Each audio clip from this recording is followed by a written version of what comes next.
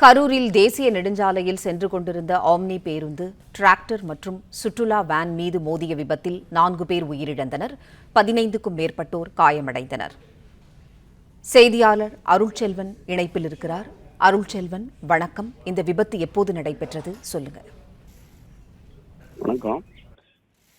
பெங்களூரிலிருந்து நாகர்கோவில் நோக்கி தனியார் ஆம்னி பேருந்து ஒன்று இன்று அதிகாலையில் சுமார் 5:30 மணி அளவில் கரூர் சேலம் திருச்சி நெடுஞ்சாலையில் வந்து கொண்டிருந்தது. வெண்ணமலை அருகே வந்து கொண்டிருந்த போது முன்னால் சென்ற டிராக்டர் மீது மோதியதில் டிராக்டர் தலைகுப்புற கவிழ்ந்ததை அடுத்து கட்டுப்பாட்டை இழந்த ஆம்னி பேருந்து சாலை நடுவே இருக்கக்கூடிய தடுப்பு சுவற்றை தாண்டி எதிரே வந்த சுற்றுலா வேன் மீது மோதி விபத்துக்குள்ளானது. இதில் சுற்றுலா வேன் முழுவதுமாக கிட்டத்தட்ட ஒரு 30% மேற்கண்ட இருக்கைகளை சேதப்படுத்தி பேருந்து நின்றுவிட்டது. இதில் சுற்றுலா வேனானது கோவில்பட்டியிலிருந்து ஏற்காடு நோக்கி சுற்றுலா சென்ற 3 குடும்பத்தினர் சுற்றுலா சென்றுள்ளனர்.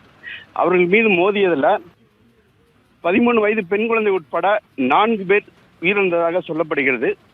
மேலும் 15க்கும் மேற்பட்டோர் படுகாயங்களுடன், டிராக்டர் ஓட்டுநர் மற்றும் ஆம்னி பேருந்து ஓட்டுநர் மற்றும் வேன் ஓட்டுநர் உட்பட 15 பேர் காயம்பட்டு தற்போது அரசு மற்றும் தனியார் மருத்துவமனையில் அனுமதிக்கப்பட்டிருக்கிறார். உயிரிழந்தவர்களின் சடலங்கள் அரசு மருத்துவக் மருத்துவமனையில் வைக்கப்பட்டுள்ளது. மேலும் இது தொடர்பான சிகிச்சையானது தொடர்ந்து அளிக்கப்பட்டு வருகிறது. நன்றி அருள்செல்வன், தகவல்களுக்கு நன்றி. பிளே ஸ்டோர் மற்றும் ஆப் ஸ்டோரில் இருந்து பாலிமர் செயலியை QR கோடு மூலம் பதிவிறக்கம் செய்யுங்கள். செய்திகளை உடனுக்குடன் பெறுங்கள்.